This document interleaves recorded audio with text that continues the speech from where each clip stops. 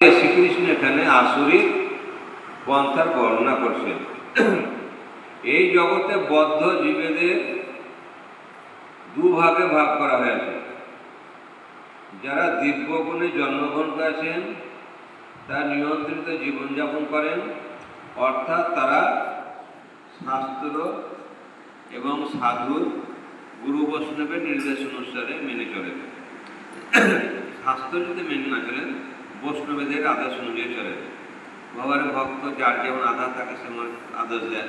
তারা এমন কোনো আদেশ করেন না, দেখা যায় যে 1 কুইন্টাল বই দেওয়া লোক 1 কুইন্টাল বই কী হবে ভাষাটা তারা বলবে না, আধার অনুযায়ী কথা বলে, তা মেনে চলতে থাকে।